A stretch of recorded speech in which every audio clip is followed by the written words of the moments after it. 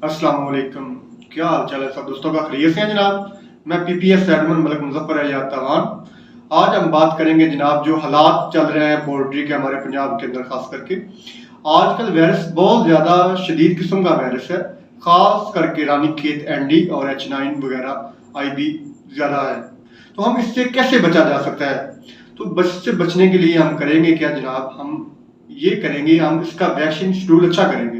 Vaccine schedule आप अच्छा इस तरीके कर सकते हैं कि हम वैक्सीन अच्छी कंपनी की और हम चिल्लर से लें।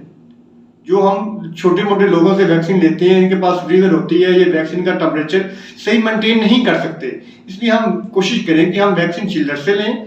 उसके साथ साथ हम जो डिजीज हमें नजर आ रही है उसके साथ साथ मेडिकेशन करते रहें।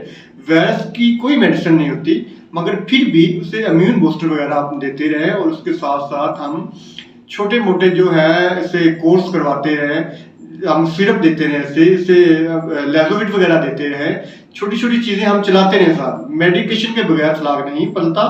तो हमें चाहिए कि हम मेडिकेशन का सरफा ना करें, हम साथ साथ मेडिकेशन करते रहे और वैक्सीन अच्छी कंपनी की हम जानवर को दें। खास करके हमें एंडी किल्ड का इंजेक्शन लगवाना चाहिए।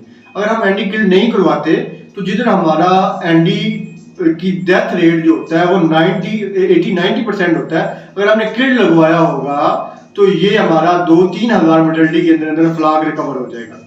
थैंक यू दोस्तों।